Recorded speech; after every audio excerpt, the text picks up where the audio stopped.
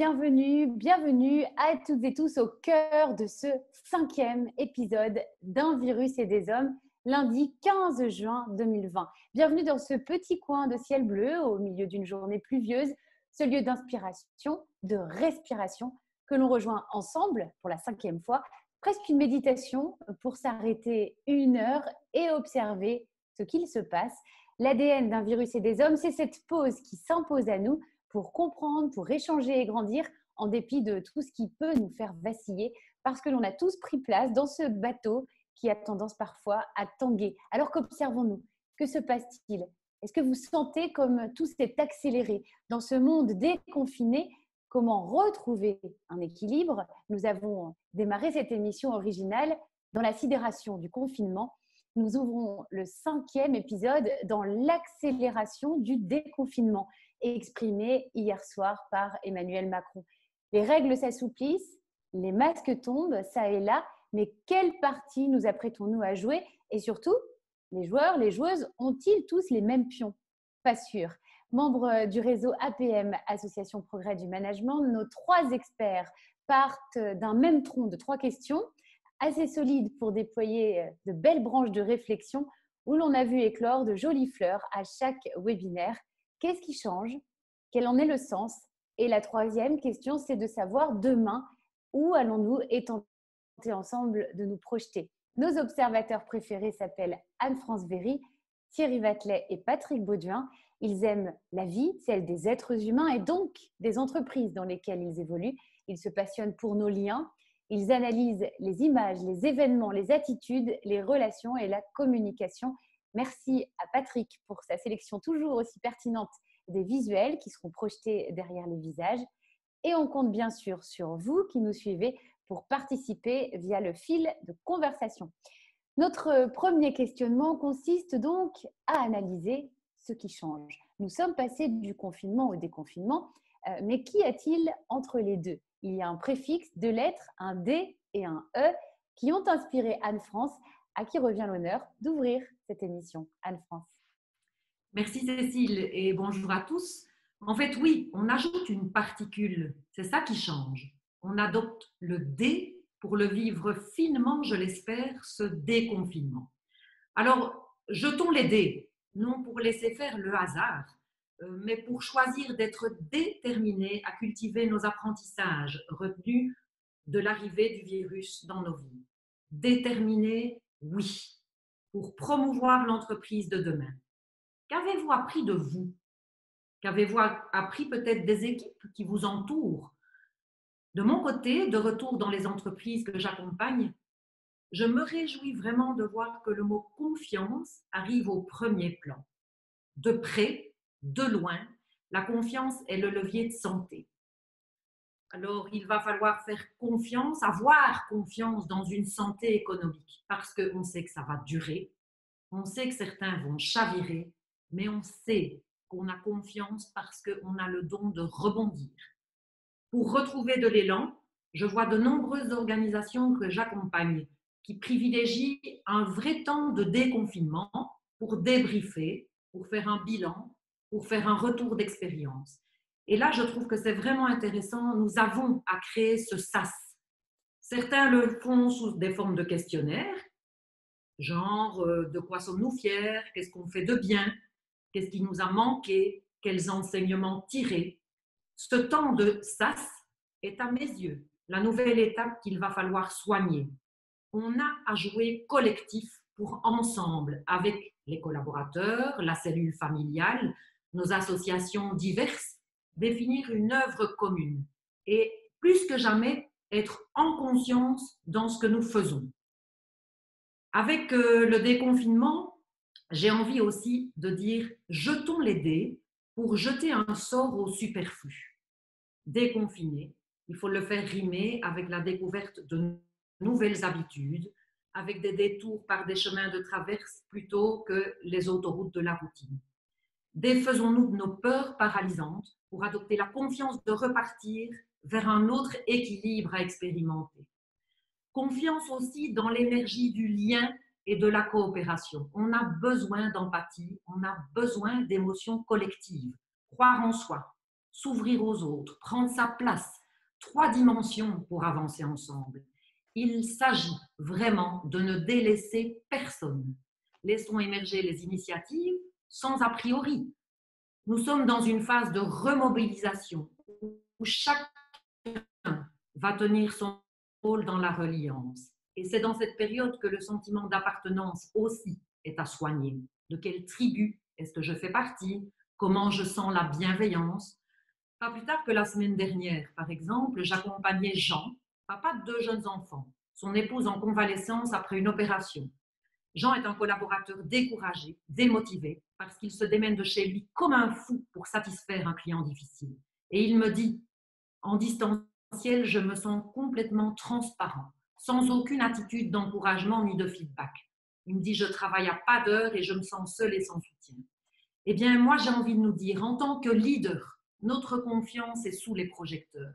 Alors, il faut faire confiance en nos nouveaux projets et surtout, confiance en celles et ceux qui les bâtissent, qui vont les entreprendre, qui vont les réaliser.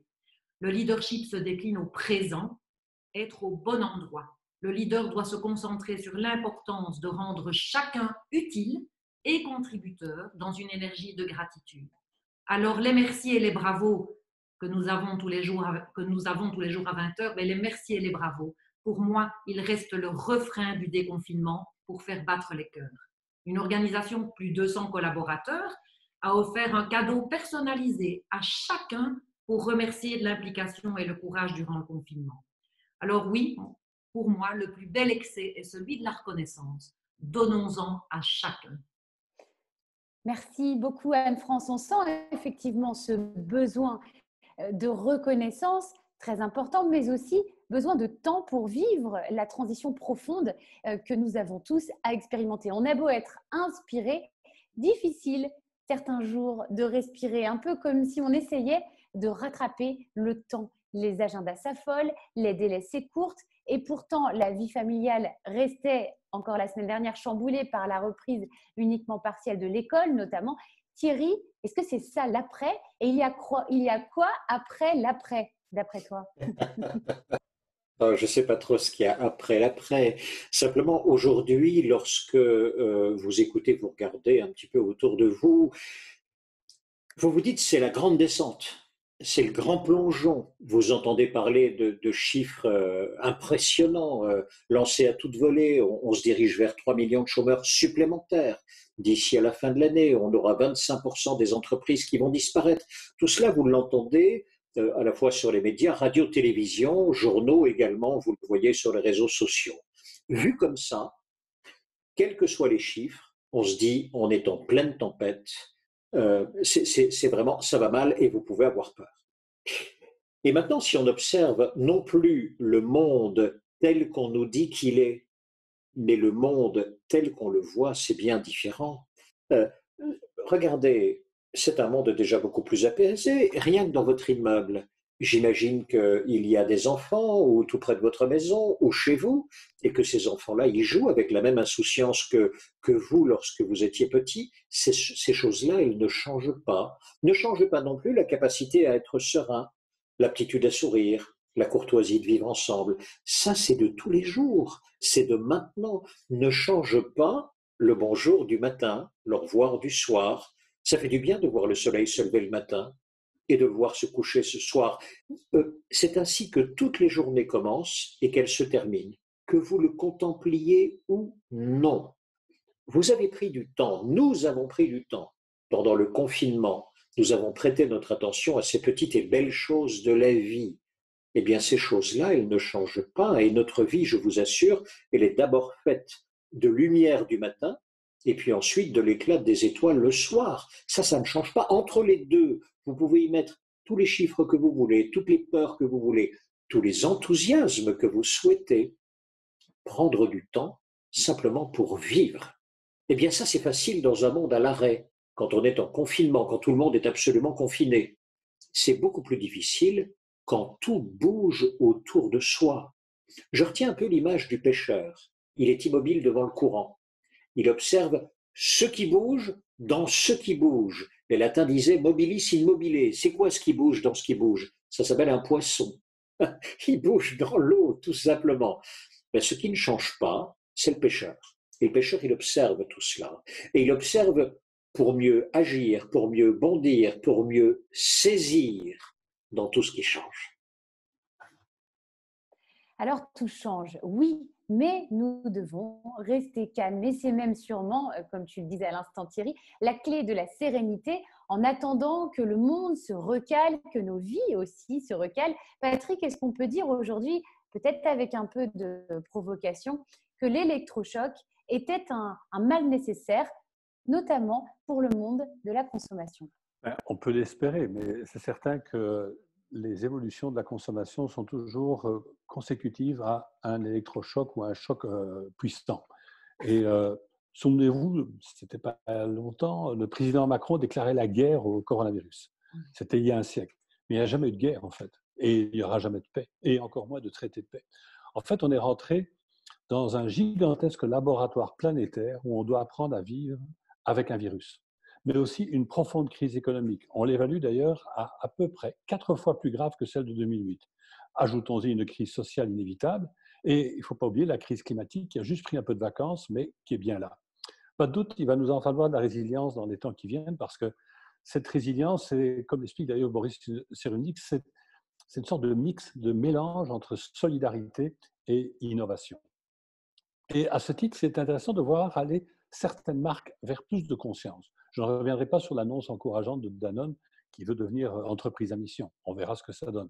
Mais d'autres sont clairement préoccupés à prendre un virage pour le moins surprenant, même un peu inspirant. Regardez, Pernod Ricard, grand groupe mondial, a décidé d'interdire définitivement tous les objets promotionnels en plastique sur la planète. Adieu gadgets inutilement polluants, et ça dès 2021. H&M, qu'on connaît bien, marque de vêtements, est occupé à tester le commerce de seconde main, mais s'engage aussi pour un sourcing 100% développement durable dans les 3 années à venir. Quand on sait que le commerce du vêtement est une vraie plaie environnementale, on peut qu'observer avec attention ce virage ambitieux. Et les exemples de prise de conscience se multiplient depuis le début du déconfinement, comme si cette crise planétaire, en effet, comme tu le disais Cécile, fonctionne comme un électrochoc paradoxal. Nous vivrions une crise provoquée par une société de consommation complètement hallucinée, mais ce serait par la consommation qu'on en sortirait par le haut. Par là même, bien sûr, je ne suis pas toujours sûr, mais enfin, en tout cas, on pense que c'est cette consommation repensée, réorientée, sinon réinventée. Ce serait à poser la question, est-ce que le mal serait-il le remède? Bonne question, on verra dans les temps qui viennent. Affaire à suivre, évidemment. Merci beaucoup, Patrick. Merci à tous les trois pour ce premier tour d'horizon. On va prendre un petit temps, si vous en avez envie, pour les questions que vous pouvez partager avec nous dans le fil de la conversation. Et Pascal nous dit « Tout change, mais tout le monde va-t-il changer ?» C'est comme dit Thierry, ça, c'est une très belle question. Oui, mais c'est une très bonne question et les réponses sont évidemment bien difficiles. La question, on peut la transformer, c'est comment l'homme, comment l'individu change-t-il? Ça oui, est-ce qu'il change selon les circonstances extérieures ou est-ce que c'est selon les déterminations intérieures qu'il va changer? Sur la deuxième partie de cette question, c'est plutôt Anne Véry qu'il faut interroger. Anne-France, pardon. Oui, mais alors, on ne changera évidemment pas tous de la même manière, et ça c'était déjà bien avant le confinement. Le changement, c'est un vaste sujet. Je pense que ce qui va quand même réellement évoluer, c'est, et d'ailleurs je me réjouis des constats de Patrick face à la consommation, c'est qu'il va y avoir différentes évolutions dans les niveaux de conscience. Quand je disais tout à l'heure, plus que jamais, on va devoir faire les choses en conscience. Moi, j'ai le sentiment que oui, c'est ces niveaux de conscience, c'est faire les choses en conscience qui vont faire qu'il va y avoir pour moi des pépites qui vont émerger de nouvelles manières de faire, de nouvelles habitudes. Donc, je suis confiante dans le bon sens, avec le fait aussi, ne soyons pas naïfs, que certaines habitudes vont devoir changer parce que subies, parce que crise, révolution et effondrement économique. Donc, personne ne passera à la trappe, mais avec soit un besoin de survie, soit au contraire un besoin peut-être de recréer. Donc, voilà, moi j'ai bon espoir en tout cas dans de belles nouvelles choses. Et je vois que Thierry souhaite compléter. souhaite C'est-à-dire que j'ai la suite de la question, mais cette fois-ci pour Patrick. Est-ce que, s'agissant des marques, Patrick, est-ce que les marques changent parce qu'il y a une volonté interne aux entreprises de faire évoluer les marques, ou bien c'est par la pression des éléments extérieurs et de la consommation que les marques changent? Mais écoute, dans l'approche telle que je l'étudie depuis plus de 20 ans maintenant de société de consommation, on voit qu'en fait, les entreprises, les marques ne changent que si elles sentent à un moment donné une opportunité stratégique ou commerciale dans l'environnement dans lequel elles sont. Donc, quand Danone décide d'aller entreprise à mission, quand on écoute Emmanuel Faber, en fait, il est très, très clair. Il ne dit pas que ça vient d'un coup de génie au sein du conseil d'administration de Danone, mais d'une observation des tendances de la société. Et il dit à un moment donné, dans l'interview qu'il avait donnée il y a quelques semaines, il dit « Je sais qu'à un moment donné, la société n'acceptera plus qu'on transporte de l'eau dans des bouteilles en plastique qui ne sont pas recyclables. » Et donc, il investit dans le packaging de la bouteille qui va être totalement, sinon biodégradable, en tout cas totalement recyclable. Donc, je veux dire, c'est clair que c'est la société qui fait bouger. Mais pour rebondir sur ta question et le commentaire d'Anne-France, c'est qu'en fait, les changements, et c'était, je crois, le sens de la question de Pascal, est-ce que tout le monde va changer en même temps? Non, tout le monde ne change pas en même temps, mais il y a des seuils où les évolutions marginales deviennent des évolutions, je dirais, majoritaires. Et c'est des seuils qui s'articulent dans le temps. Donc, mon observation pour l'instant, parce qu'on est peut-être déconfiné, mais la crise n'est pas finie, loin de là, c'est que plus la crise est longue, et plus l'émergence de ces changements vont s'ancrer dans la réalité quotidienne. Et plus ça peut affecter plus de monde. Alors, est-ce que la majorité de la population va changer soudain de comportement au niveau de la consommation? Je ne pense pas. Mais entre les 10% qui voulaient que ça bouge il y a peut-être 5 ou 10 ans à la sortie de la crise de 2008 et aujourd'hui, ben peut-être on est rendu à 20, 25, 30. Et ça, à ce moment-là, ça devient un seuil extrêmement intéressant pour les entreprises parce que là, ça me fait un bassin de consommateurs et de consommatrices qui, eux, ils veulent que ça bouge et eux, ils sont prêts à bouger. Le seul témoignage que j'ai là-dessus, c'est l'augmentation mais phénoménale de la consommation du bio dans le temps du confinement, alors que tout le monde a dit tout le monde va se serrer la ceinture parce qu'on ne sait pas où on s'en va, et c'est plus 64%. Donc, d'évidence, les gens étaient prêts à payer un peu plus cher. Ils commencent à prendre conscience que la santé, c'est la nourriture, ben, c'est peut-être un peu plus de bio, etc., etc. Donc, ce sont des seuils, en fait. Ouais, d'accord, c'est intéressant. Merci beaucoup. Oui, exactement, Anne-France, j'allais le dire, c'est l'histoire du centième singe, ce fameux seuil où tout à coup, les choses changent. On attend vos questions, vos commentaires, vos réactions, bien sûr. On va poursuivre, mais on prendra le temps d'une deuxième pause tout à l'heure. Nous avons évoqué ce qui change. Le deuxième axe de notre rendez-vous, vous le savez désormais, c'est quel en est le sens. Face à la tempête, il y a différentes façons d'agir, puis de réagir après la tempête aussi. Et ce déconfinement et tout ce qu'il a déséquilibré, ferait-il la part belle aux optimistes ou aux plus réalistes d'entre nous? Pourquoi, Thierry, est-ce que toi, tu crois particulièrement à la force de l'entrepreneur avec un grand E? Oui, absolument. Pendant le confinement, sur la partie économique des choses, certains secteurs, la santé, l'agroalimentaire, tout de suite ont été en surchauffe, bien sûr. Et ils seront vraisemblablement encore en plein développement pendant longtemps. De la même façon d'ailleurs que la vente en ligne, la logistique, etc., etc.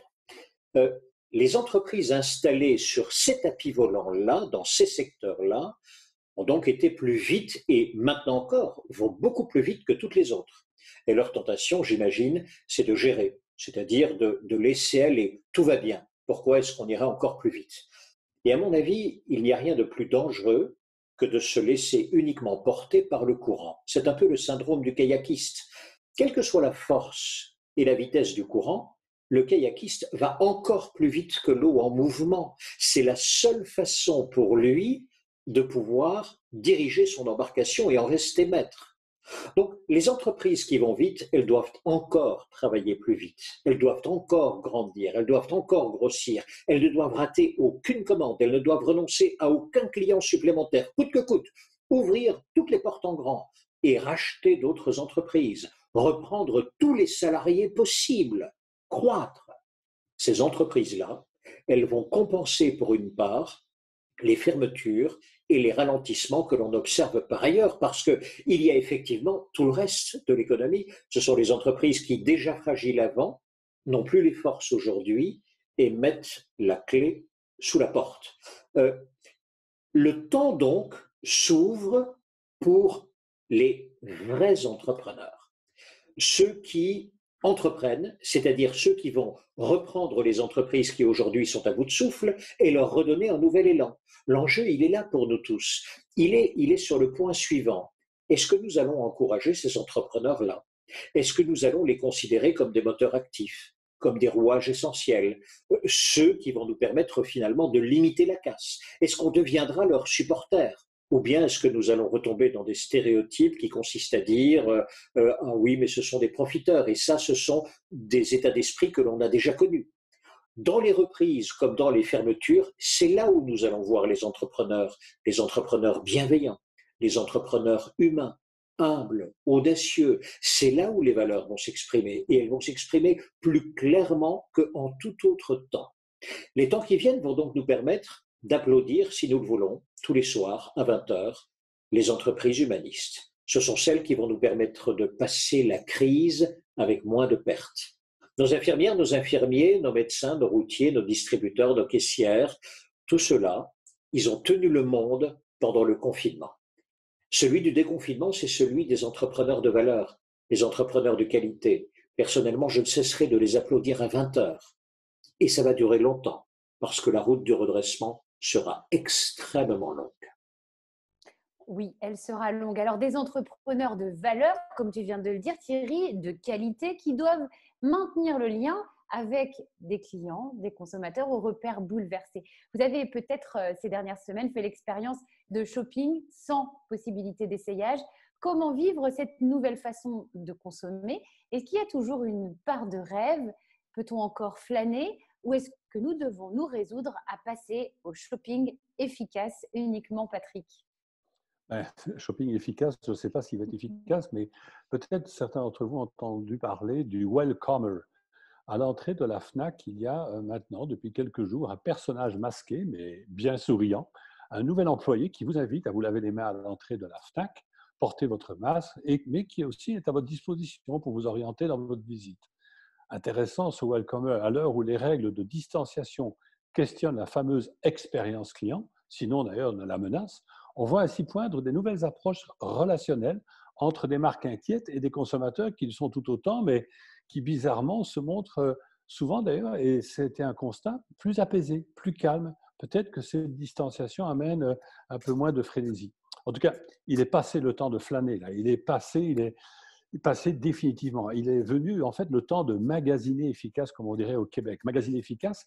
Et pour les commerçants, il nous faut penser à remettre, je dirais, une couche supplémentaire de proximité dans tout ça pour éviter que l'expérience physique du commerce ne ressemble à du e-commerce fonctionnel et froid. Il est temps donc de passer, je dirais, de la séculaire valeur ajoutée à la chaleur ajoutée. Alors, chaleur ajoutée, qu'est-ce qu'on veut dire par là? En fait, le Covid-19 est la première crise connectée et a fait de l'algorithme, à mon sens, le grand gagnant du confinement. Je ne suis pas sûr d'ailleurs que les entreprises devraient en déduire que le numérique est la seule voie de sortie de leur business. Le numérique a simplement consacré le besoin absolu de simplicité fonctionnelle de la part des clients, mais n'a, à mon sens, en aucun cas effacé l'immense besoin de contact, de rencontre, d'émotion du consommateur avec ses marques. Et Cécile, bien en peine, là on ne pourra faire de l'essayage pour l'instant, mais fais-moi confiance, Cécile, ça va revenir. En fait, la pandémie a révélé à notre insu un besoin, sinon un désir de marques que j'oserais appeler des marques plus soignantes, au sens du care anglais, de marques plus complices, plus proches. Je dirais des marques qui communiquent moins agressivement, moins vendeuses au sens brutal du terme, mais plus corpo, plus attentives à transformer une raison d'être responsable en une raison de faire responsable. Ainsi, regardez, les abribus Deco, ils s'équipent maintenant de diffuseurs de gel hydroalcoolique. Harley-Davidson, dans un tout autre registre, offre un concert virtuel à 150 000 personnes. Leroy Merlin, dans le bricolage, produit un podcast pour nous aider à mieux vivre notre habitat, sans vouloir vendre rien. En fait, ce sont 3 gestes bien loin du commerce, 3 gestes sincères, attentionnés, qui ont tous en commun une autre envie d'exister pour leurs clients. Je dirais une envie supérieure en amont de toute démarche commerciale. Bien sûr, le commerce n'est jamais bien loin. Hein. Disons simplement que les entreprises semblent découvrir à travers ce traumatisme planétaire de nouvelles pistes de communication, mais surtout des nouveaux comportements plus engagés, plus conscients, mais aussi plus marqués d'empathie gratuite. Et si les marques apprenaient l'humanité au sens noble? Et si les marques découvraient la résilience que Boris Cyrulnik nous expliquait, ce cocktail de solidarité et d'innovation? Ce serait bien la première fois qu'elles questionneraient le cynisme historique du marketing pour explorer d'autres voies. Mais qui s'en plaindra? Eh bien, certainement pas nous, Patrick. On ne va pas se plaindre, en tout cas, surtout pas ce midi, car précisément, nous connaissons la force de nos choix, de notre volonté pour avancer, y compris dans l'adversité. Et pour nous le démontrer, Anne-France a choisi aujourd'hui de nous emmener en Ardèche en compagnie d'un âne familier, comme vous allez pouvoir le constater en écoutant Anne-France. Oui, moi j'adore vous emmener en voyage. Alors j'ai choisi l'Ardèche parce que c'était à Privat. Il y a une petite dizaine d'années, je suis sur le marché. Moi j'adore les senteurs, les saveurs, je respire le soleil, les couleurs, les pêches, les abricots. Et mon ami paysan est là, dans un petit coin, avec son air de grand-père, sa casquette de travers et son petit air bourru. Il s'appelle René. Mon sac est rempli de légumes et d'épices et je vais vers René pour choisir mes huiles essentielles. Mais René habite loin. Et pour venir au marché de mardi matin, il se met en route dès le dimanche avec ses 3 ânes. Et les 3 ânes portent ses marchandises. Et ce mardi-là, sur mon marché de Privat, René me semble fatigué. « Oh, tu sais, me dit-il, il m'est arrivé une drôle d'histoire. Je quitte dimanche vers midi, je prends la route avec mes 3 baudets. Et tu sais, à mon âge, 21h, je dois me reposer. Et je m'arrête. Et j'attache le premier âne avec une corde. Et puis le deuxième. Et je n'ai rien pour le 3e. Alors au bout du chemin, je vais trouver Louis. T'as pas un bout de corde? Ben non. Mais retourne près de ton âne, fais semblant de lui mettre une corde au cou et de l'attacher. Ben, j'ai fait comme ça. Et ouf, aux premières lueurs du matin, voilà que les baudets n'ont pas bougé et sont toujours bien présents. Je suis soulagée. Alors je détache le premier âne, puis le deuxième et le 3e. Il ne veut pas avancer. Je ne vous raconte pas, hein, têtu comme un âne, ça je connais maintenant. Et du coup, je retourne voir Louis qui me dit « Oui, mais lui as-tu enlevé sa corde ?» Ben, il n'en a pas. Mais lui croit qu'il en a une. J'ai enlevé cette fameuse corde, l'âne a avancé et j'ai repris ma route. Ce petit détour par l'Ardèche me fait dire que nous avons tous des cordes invisibles. Quelles sont celles qui vous ligotent et vous empêchent de parcourir ce qui va bien? Thierry et Patrick viennent de nous mentionner, de nous nommer quelques bonnes nouvelles qui émergent dans ce changement bouleversant.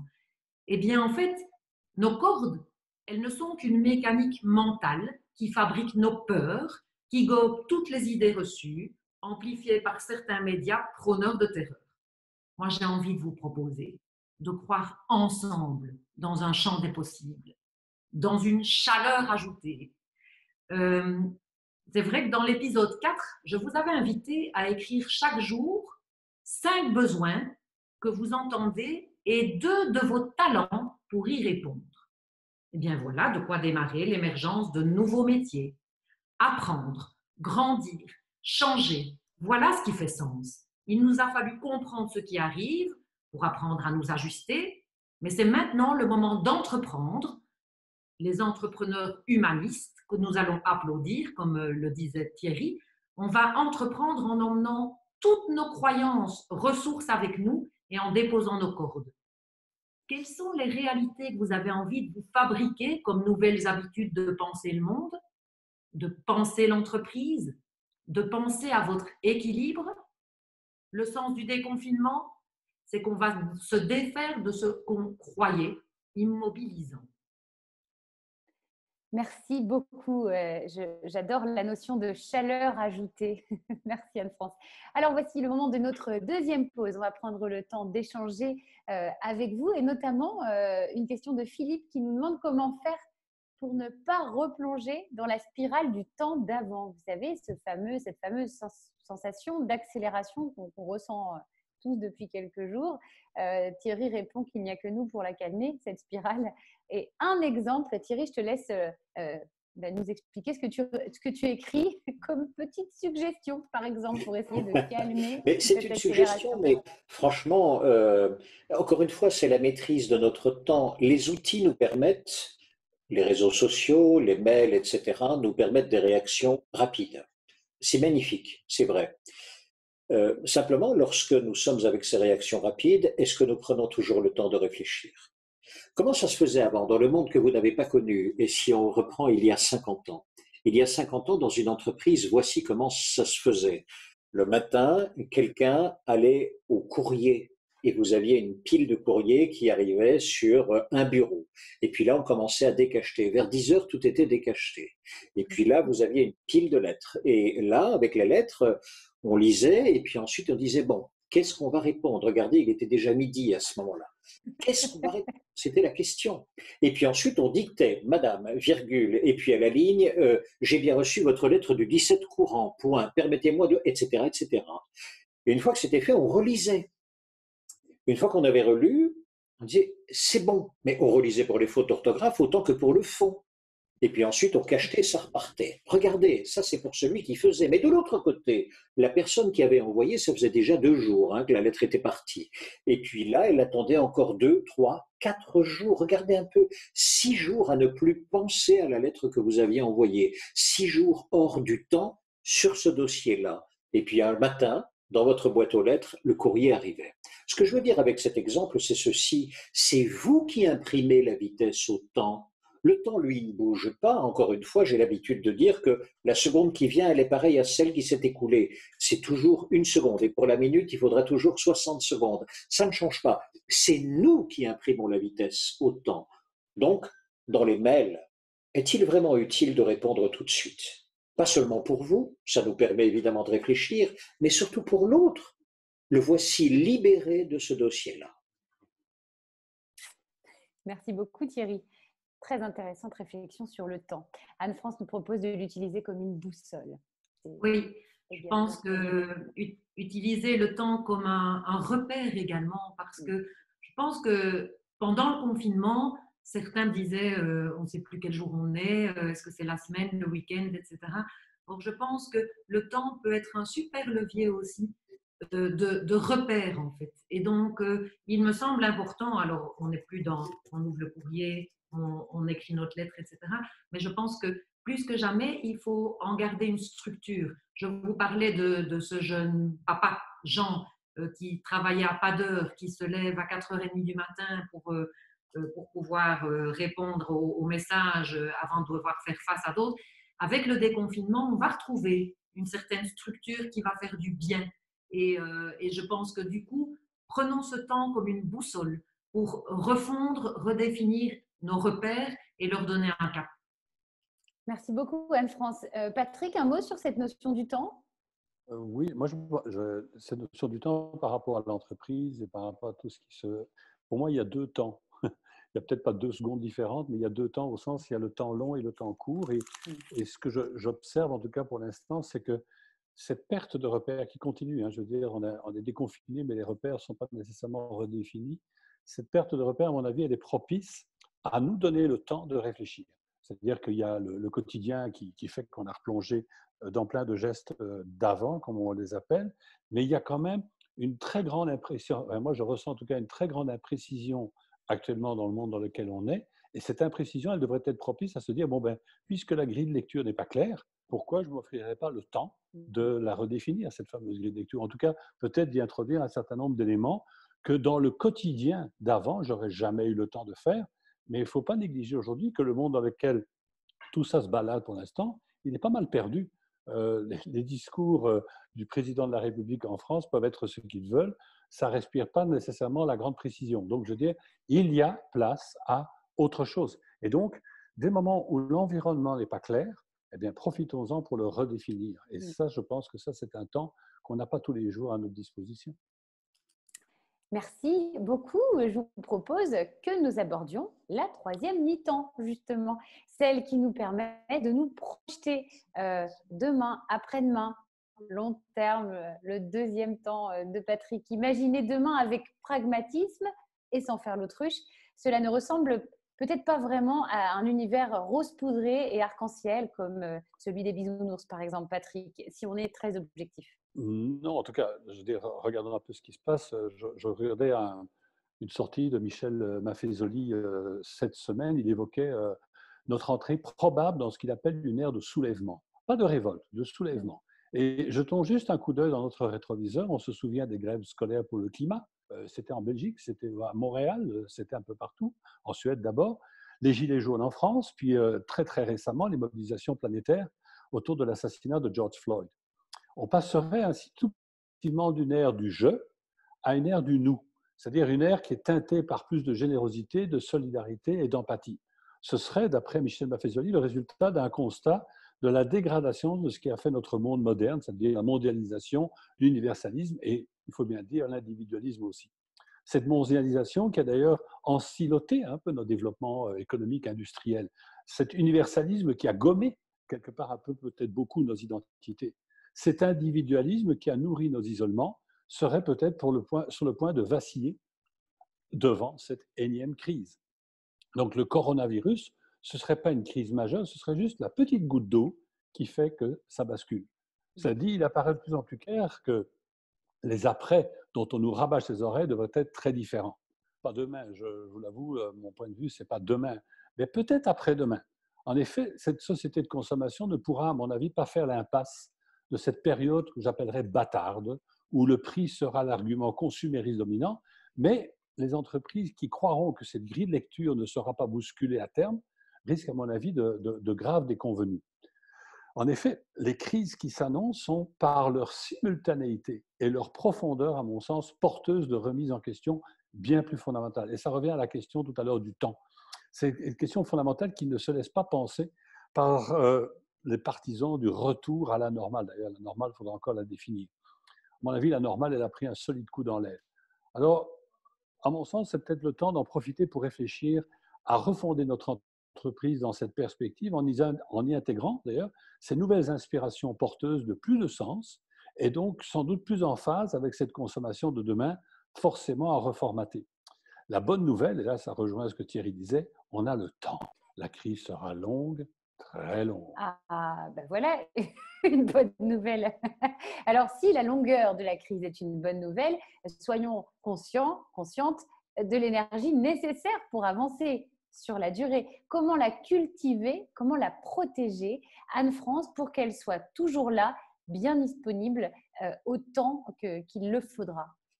Oui, on est vraiment dans ce débat du temps depuis le début de cet épisode.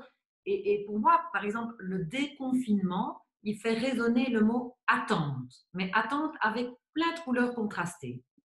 L'impatience pour les réouvertures de l'ORECA, des salles de sport, de la culture, la lassitude pour ceux qui ne savent toujours pas comment évolue la rentrée des classes, l'ouverture des salles de cinéma, l'issue des examens, l'immobilisme aussi pour des vrais angoissés du déconfinement. Mais comme je vous y invitais tout à l'heure, si nous nous offrons d'y croire ensemble, nous pourrons aussi mettre de la réjouissance, de l'imagination dans notre voyage. Nous pourrons aller ensemble vers une énergie qui donne envie de bouger, de se mobiliser. On a vu certaines banques ont lancé des campagnes. Yes, on est réouvert. Je soutiens mon quartier, où on peut se raconter, se faire connaître grâce à leurs canaux. Alors, mettons-nous dans cette spirale dynamique en nous définissant des caps. Devenons des entrepreneurs de progrès. En quoi pouvons-nous, avec le temps que nous allons prendre, en quoi pouvons-nous être meilleurs? Ça ne veut pas dire faire plus, mais comment pourrions-nous prendre le temps pour réfléchir ce que nous pourrions faire dans le mieux? Parce que pour moi, il y a une chose importante, c'est de garder l'obsession de la qualité. La qualité, celle qui incarne chacun de nos talents. Le déconfinement, c'est une nouvelle réalité, de nouveau, à expérimenter. Et j'ai envie de nous encourager à vivre d'expériences pour éviter que notre dynamique s'éteigne, là où des clients doivent encore être reconquis avec des nouvelles valeurs. Patrick en a parlé. De nouveau, je vous questionne. Quelles sont celles que vous avez envie de vivre demain dans votre consommation, dans vos besoins de dépenses physiques, dans vos souhaits de nourrir votre culture? Il y a des alternatives virtuelles qui ont été testées pendant le confinement et que vont donner finalement les réels. Mais une chose est sûre, c'est que par exemple la salle de sport ou la piscine qui se contentait de communiquer les heures d'ouverture, eh bien c'est fini. Il va falloir être pertinent pour cibler des propos en identifiant vraiment pourquoi le client reviendra. La fameuse raison d'être, en fait, qui va devenir vraiment notre fil rouge à remettre sur le podium. Je crois qu'un suivi personnalisé des clients va être de mise pour toujours être conscient du public à qui on s'adresse. Donner des idées de nouveaux besoins, vu que ceux d'avant ont peut-être déprogrammé et été déprogrammés complètement de nos cerveaux.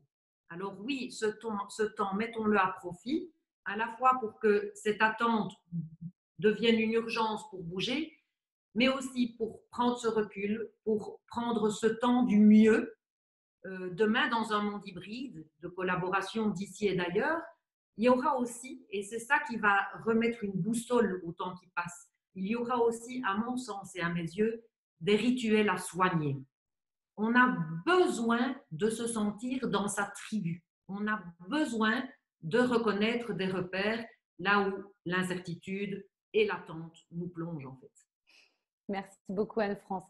Alors dans ce monde effectivement hybride, pour reprendre le mot que tu viens d'employer, il va falloir aussi compter sur des humains, hommes et femmes, entraînés, coureurs de fond, motivés, portés par des objectifs élevés, mais surtout conscients de devoir désormais composer avec la complexité. Est-ce que c'est, Thierry, une nouvelle donnée omniprésente, cette complexité? Et je le crois, en effet, le virus, c'est de la biologie. Et la biologie, c'est de la complexité. Et nous avons vu la science se débattre en direct sous nos yeux. Il a fallu d'abord identifier l'animal, puis une fois qu'on l'a identifié, ça a pris une semaine, il a fallu décoder son ADN. Et ça a pris 20 jours. Et puis, il a fallu le comprendre, c'est-à-dire comment il se propage, par exemple, combien de temps il survit tout seul, dans l'air, sur du bois, sur du métal, sur du verre, dans l'eau. Comment croyez-vous qu'on est arrivé à la conclusion que le temps d'incubation était de 14 jours maximum? Il a fallu attendre 14 jours, et plus, et on a dû recommencer d'ailleurs l'opération plus d'une fois. Ça, c'est un temps biologique, un temps vraiment important. Et aujourd'hui, on arrive à une conclusion simple. Les scientifiques nous disent, écoutez, portez un masque, gardez vos distances, dépistage, lavez-vous les mains, et tout ira bien. Et avec ça, on devrait pouvoir contenir la progression de la bestiole.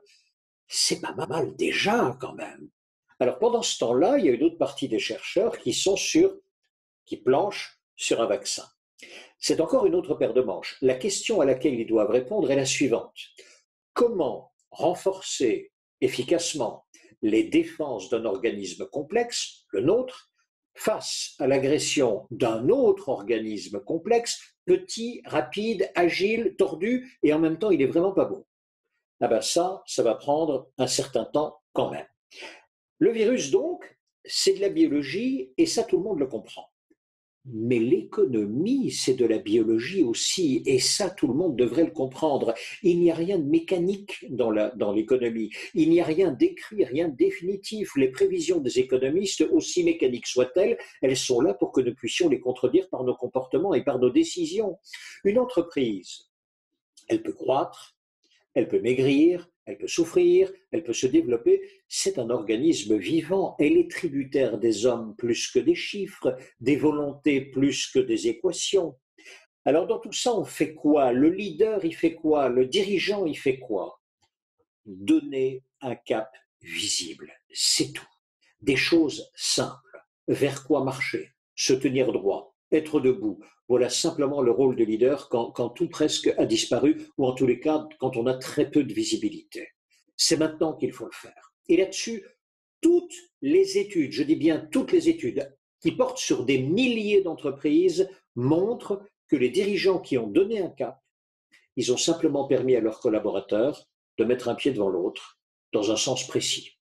Et ce n'est qu'après, mais bien après, qu'on s'est rendu compte que l'orientation aurait pu être meilleure, que avoir un cap, ça permet de marcher, ça permet de tenir l'entreprise debout. Ne pas en avoir, c'est s'asseoir. Eh ben, on va rester debout et on va, merci beaucoup Thierry, regarder les quelques commentaires et partages, et notamment celui de Laurent qui nous dit: toute chose n'étant pas évidemment égale, c'est excellent de se souvenir du passé, pas si lointain, comme dirait quelqu'un, soyons les maîtres du temps. C'est la plupart du temps possible. Oui, ne nous laissons pas déborder. Merci Laurent. Marco nous dit évidemment, alors là ça va certainement résonner chez Patrick, les marques doivent se positionner par rapport à leur combat, conviction, et prouver qu'elles s'engagent vis-à-vis du citoyen et d'un meilleur équilibre. Ça résonne, Patrick, avec ce que tu nous as dit au début de ce webinaire. C'est évident qu'on ne s'attend pas, je dirais, historiquement, à ce que des marques prennent des positions, je mettrai des guillemets parce que le mot est délicat, des positions politiques. Sauf que ce qui se passe à un moment donné au niveau de la société aujourd'hui, et particulièrement de la société de consommation, amène sans doute les marques à devoir se positionner. Le fameux concept d'entreprise à mission, ou alors les autres approches qui existent aujourd'hui dans d'autres pays, d'entreprises qui intègrent dans leur mission fondamentale le bien-être commun, c'est quelque chose qui n'existait pas il y a encore 10-15 ans. Il y en a quelques-unes qui font exception dans le temps, comme Patagonia, etc. Mais cette notion militante de la marque, elle est occupée à émerger de manière beaucoup plus forte. Alors, la question se pose, est-ce que la marque a le droit, quand je dis le droit, est-ce qu'on l'estime pertinente de venir avec ce genre de discours? Je pense que c'est aux clients et aux consommateurs à décider. Mais c'est certain que c'est une tendance qui est occupée à se répandre. Pour ma part, je connais quelques expériences d'entreprises, déjà ici en France, plus modestes sans doute que Danone, mais qui ont choisi ce chemin-là, et avec succès. Donc, quelque part, il y a aussi des consommateurs qui, à la sortie, peuvent adhérer à ça. Donc, de fait, c'est sans doute une nouvelle plume au chapeau des entreprises que de décider d'avoir un point de vue dans la société dans laquelle on est, au-delà de simplement avoir une raison d'être économique. Moi, j'aime beaucoup l'image de l'entreprise avec un chapeau à plumes. Merci, c'est très joli. Alors, est-ce que vous avez les uns et les autres envie de partager avec nous? Ça peut être une réaction, un commentaire sur ce que vous avez pu entendre, ou une question précise pour Thierry, Patrick ou Anne-France. N'hésitez pas, on a encore quelques minutes ensemble. Et si vous n'en avez pas, eh bien nous, on a encore des choses à vous dire. Alors, on va poursuivre. Poursuivre comment?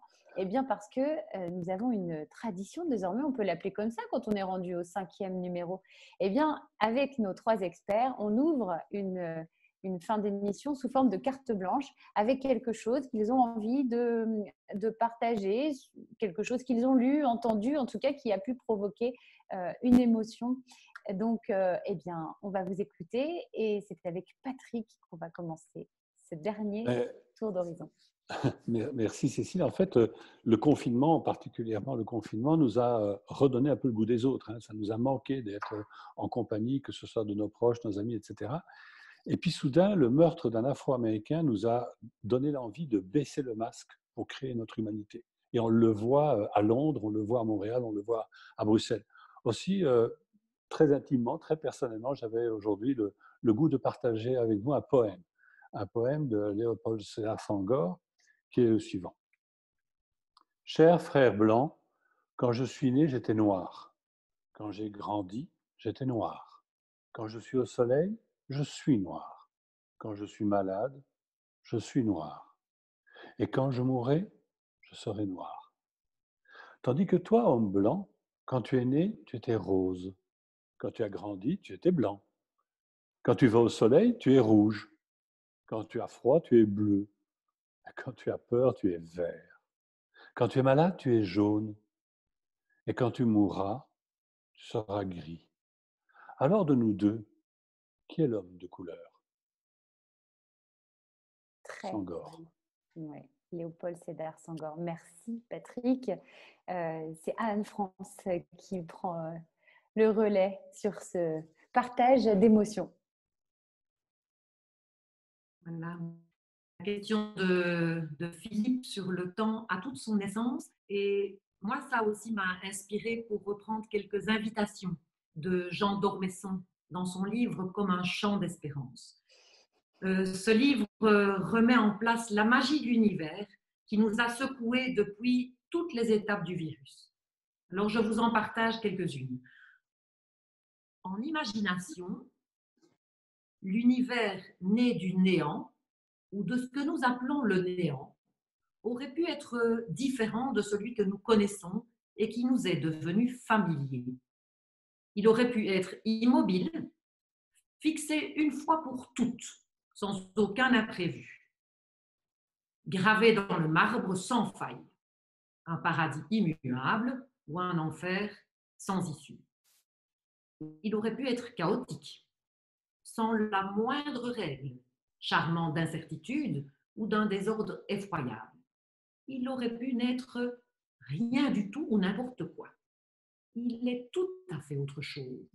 Il est changeant et réglé à la façon d'une symphonie, d'une série d'équations, d'un tableau mouvant et divers, d'un roman imprévu et pourtant prévisible, et en fin de compte nécessaire, qui se poursuit de chapitre en chapitre. Il est ce rêve cohérent, tantôt plein de délices, tantôt très cruel, que nous appelons réalité. Il est construit sur quelque chose de stupéfiant, de radicalement absent du néant de la mort ou de l'infini, quelque chose qui, par un miracle sans cesse recommencé, nous paraît tout simple, tout naturel, quelque chose d'obscur et de lumineux qui est lié à l'espace et que nous appelons le temps. Alors, qu'en ferons-nous comme usage ? Merci beaucoup Anne-France, particulièrement cohérent avec nos échanges du jour sur le temps. Et c'est avec Thierry que nous allons terminer ce dernier partage, peut-être d'une émotion, d'une citation, de parole entendue. Pour ma part, j'aime beaucoup nos scientifiques. Je leur voue une grande admiration. Et à l'occasion du virus, nous avons vu la science se construire sous nos yeux et nous avons vu qu'elle n'était que débat. Et certains peut-être en ont été étonnés parce qu'on a l'habitude, rien qu'avec nos iPhones, etc., toute la technologie qui nous entoure, à ce que toutes les choses finalement soient presque à 90 degrés. Vous appuyez sur un bouton, ça fonctionne. Normalement, l'équation, elle donne tel résultat, ça doit être comme ça. Pas du tout. Pour arriver à tout ça, à des choses claires, simples, il faut d'abord énormément de débats. Tout le savoir scientifique est un savoir mouvant. Et il n'y a pas de peur à avoir là-dessus. Au contraire, la science se porte bien chaque fois qu'elle est en débat. C'est ainsi qu'elle peut le mieux progresser. Alors, la science aussi se détache très difficilement de l'émotion des hommes. Il suffit de voir tout le débat qu'il y a eu autour de M. Raoult. Et encore une fois, ce n'est pas lui qui est en cause, loin de là. Voici à ce sujet une réflexion d'Étienne Klein. Étienne Klein, je l'admire beaucoup, c'est un physicien des particules, professeur à Polytechnique et également philosophe. Et voici ce qu'il dit, et je trouve ça magnifique. Et ça nous parle pour chacun d'entre nous. La différence entre monsieur et madame tout le monde et un scientifique est la suivante, dit-il. Le premier croit savoir ce qu'il ignore et le second cherche ce qu'il ne sait pas encore. Un grand merci Thierry, merci à tous les trois. Merci aussi, effectivement, on a Pascal qui nous dit « Waouh Patrick, quel poème percutant ». Merci à Anne-France et Thierry aussi pour ces partages qui sont très forts, comme depuis le début d'ailleurs de nos 5 rendez-vous d'un virus et des hommes. Alors on va poursuivre. Évidemment, on est bien conscient qu'à cette heure-ci, à ce moment du mois de juin, l'activité a repris pour beaucoup de personnes.